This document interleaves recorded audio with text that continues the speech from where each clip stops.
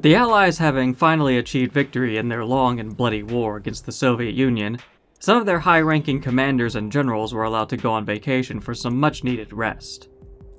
One of these generals was Ben Carville, whose vacation was interrupted by a rather odd phone call. Ants? Is this some kind of a joke? You got ants in your pants? Call an exterminator. I'm on vacation. What? How big? Casualties? What do you mean the southern perimeter's been compromised? Listen up, soldier. If we lose England, it's not going to be to a bunch of pinko ants. I don't care how big. Look, I don't care how you do it, son. I'd piss on a spark plug if I thought it'd do any good. You just tell your men to get out there and kick some ant ass. Ants.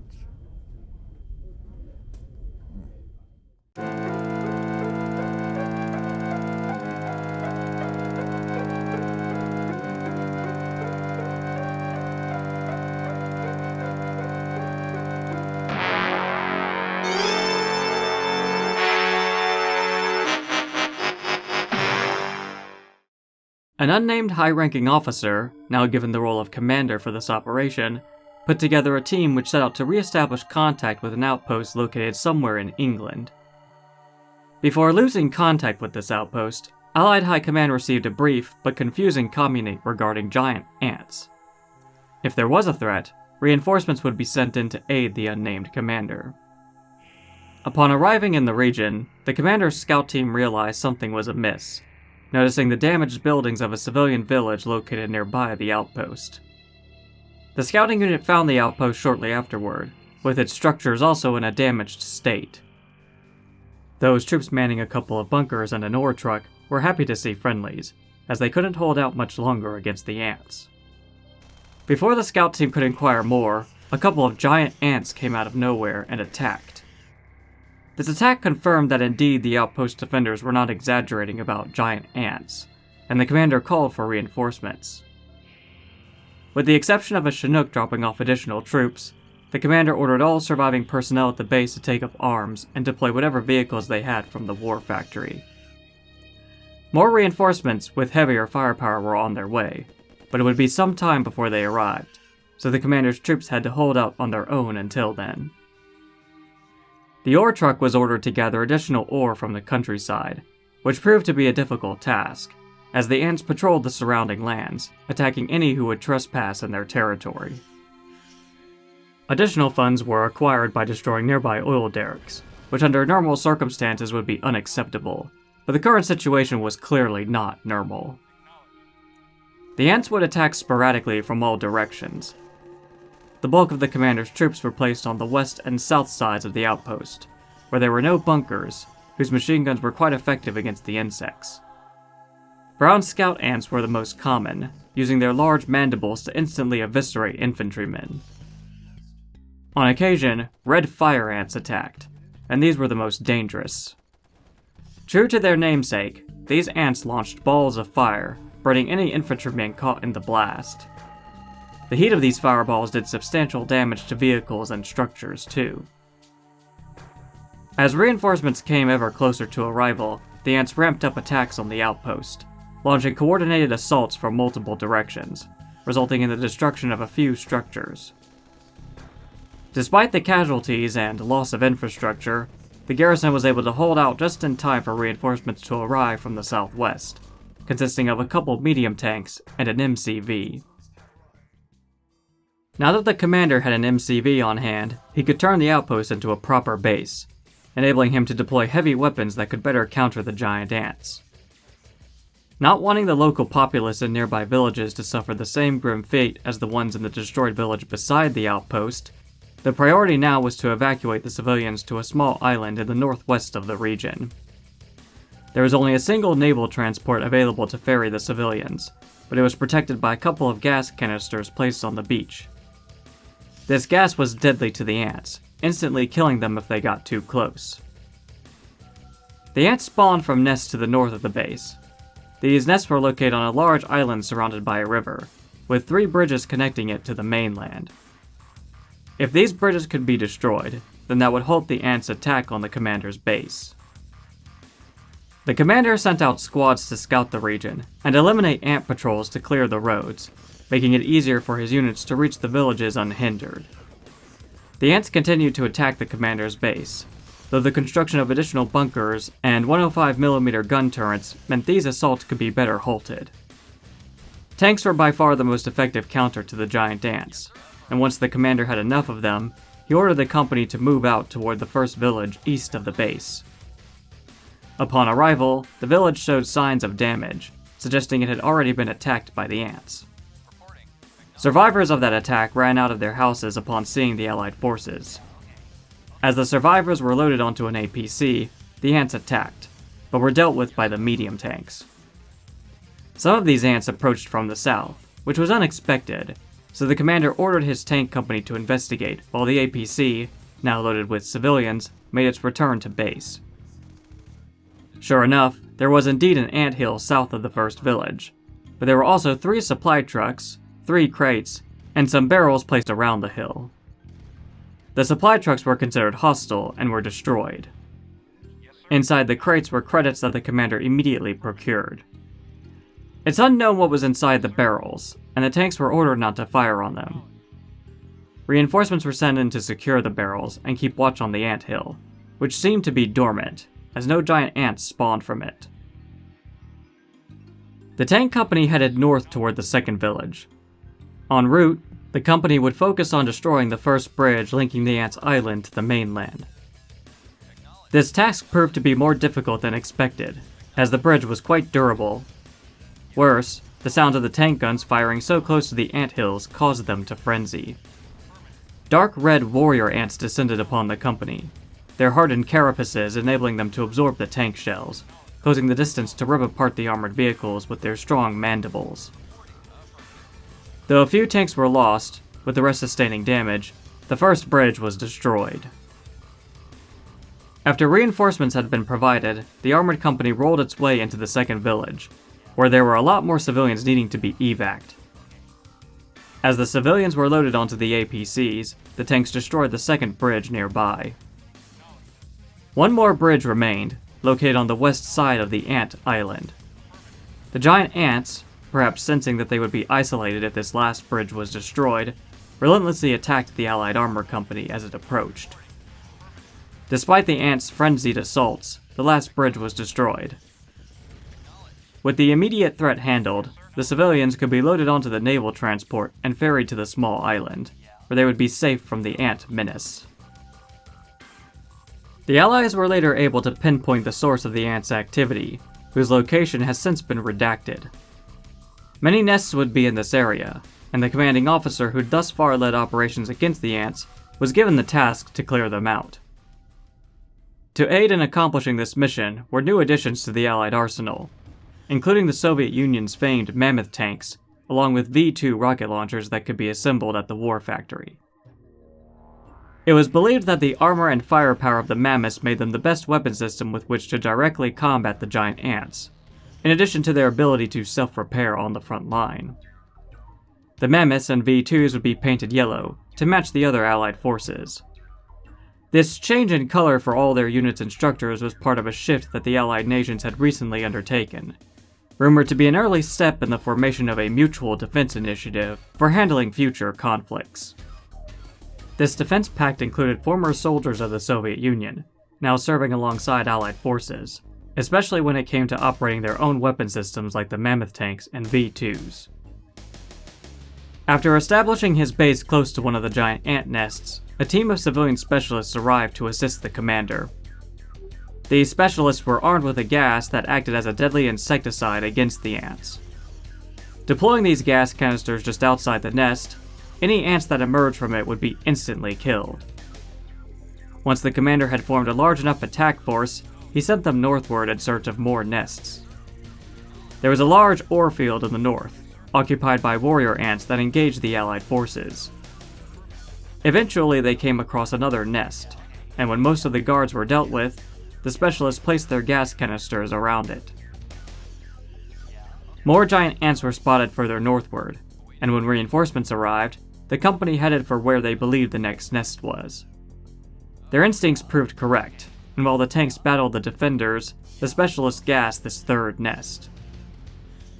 Just to the east of this nest was a destroyed village, with no survivors in sight, along with a deposit of gems.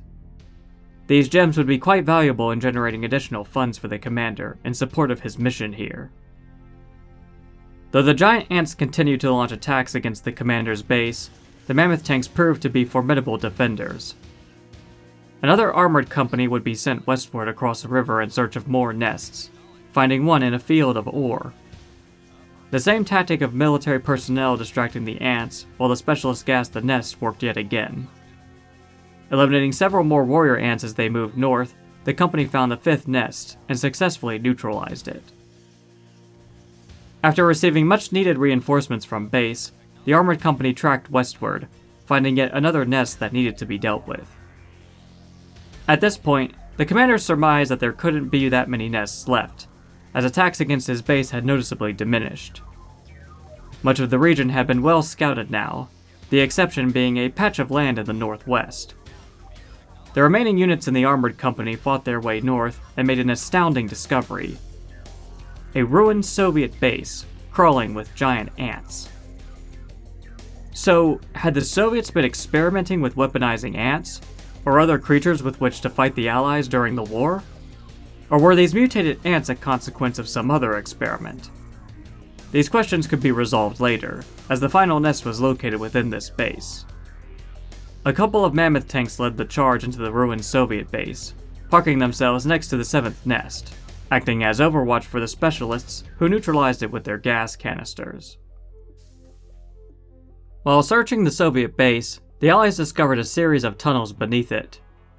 With their escape routes cut off, the giant ants had nowhere left to run, though there was still the possibility that they could dig their way beneath the earth and emerge elsewhere. Troops were sent into the tunnels to perform a sweep and clear, and to discover the cause of these abominations. Allied General Nikos Stavros arrived on the scene to personally lead the troops in exterminating this ant menace. The team quickly realized that the tunnel lights had been knocked out, making navigation and visibility difficult. But if they could find the generator controls, they'd be able to reactivate the lights. The flamethrower infantrymen took the lead down the dark tunnel, moving cautiously forward. No sooner had they just begun their journey did they run into a white egg-shaped sac. Ant larvae, direct evidence that these tunnels were the breeding ground of the colony. The flamethrowers burned away these larvae, but the team knew there had to be more. For every ant colony has a queen, and as long as she lived, more could be bred.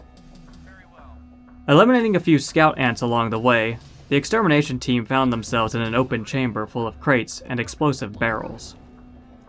A few of the flamethrowers headed north, finding a computer console. Believing it to be the control for the lights, one soldier interacted with it. While the lights didn't come on, a Tesla coil defense tower had been activated, shocking nearby ants hiding in the dark, thus securing the chamber. Stavros headed off down a side corridor, which led to a storage room. Noticing a couple of crates that stood out from the rest, he opened them, finding body armor and ammunition that could better penetrate the ants' carapace. After distributing these supplies with the rest of the team, they continued on. After moving a short distance westward, the team found another side room. Inside was a scout ant next to a computer console, along with some generators nearby. After eliminating the ant, Stavros accessed the computer, which was the control terminal for reactivating the lights in the underground facility. Now that they weren't totally in the dark, the team continued to move west down a corridor. They came to a split in the corridor guarded by some ants. They could continue west to another chamber, or go north down a connecting corridor. Stavros ordered them to go west, where the team found more ants attending to a nursery with several larvae. After eliminating the guards, the flamethrowers could deal with the larvae unhindered. Stavros searched around the room, finding a crate with more armor-piercing ammo for his troops. There was another corridor on the west side of the chamber that led further into the facility, but there were stacks of boxes blocking the way. Stavros thought he heard the sounds of more ants on the other side, but it would take too long to move all the crates, and so resolved to find a way around. The team split up, with some members heading north down the corridor at the intersection, and the rest backtracking to the main chamber with the Tesla coil. Both teams reunited at the north end of the main chamber, taking casualties against a fire ant. Another crate of armor was acquired before the team continued north down a small corridor which split into two directions at the end. Going northeast, a few more ants were eliminated, and a new entrance to the surface was discovered. This one was larger than the initial entrance the team had used, large enough for a vehicle to fit through. Stavros radioed for reinforcements to be sent through here, and then continued westward with the men he had left. The team discovered a large room with cylindrical containers. Before they could assess the situation though, they were attacked by giant ants in front and behind them. Stavros and his team rushed toward a computer terminal and activated it. To their relief, an insecticide gas was deployed, which instantly killed the attacking ants. Had this not been the case, the team would have most likely been completely wiped out by the warrior and fire ants that had descended upon them in what seemed to be a coordinated ambush. Shortly after this engagement, infantry reinforcements arrived from the east. One rifleman within the squad noticed and acquired a crate of armor-piercing ammunition hiding in a corner behind other generic crates. This squad was soon followed by a single mammoth tank, which was surprisingly able to maneuver through the subterranean corridors. With their reinforcements, the team continued westward down another corridor, eliminating a few more warrior ants.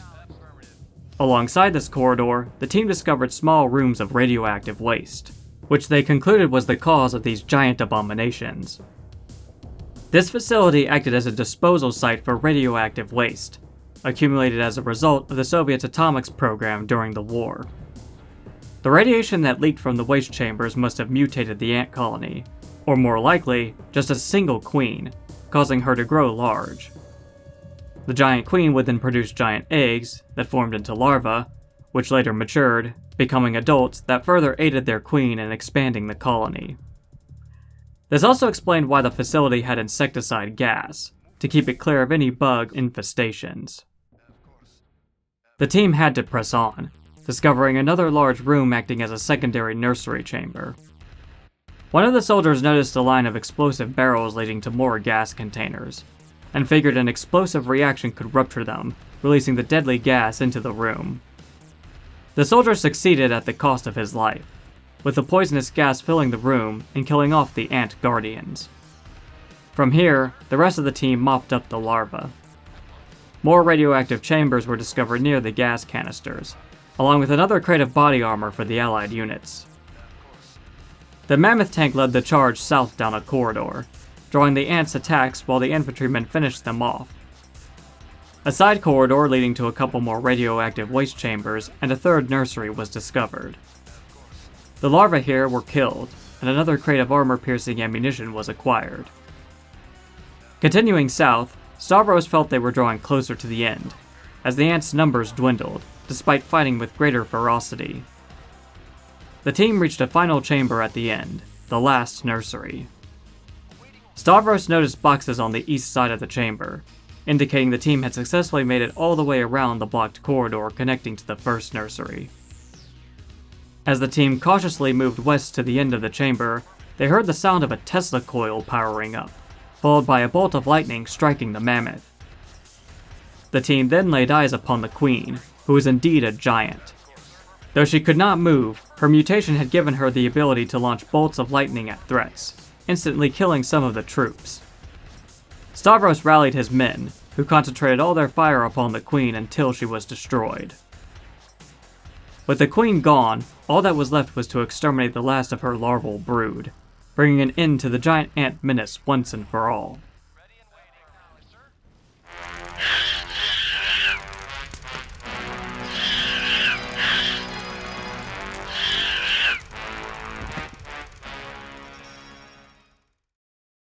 With the facility secured, specialists were brought in to properly dispose of the radioactive waste, so that such a crisis could never occur again.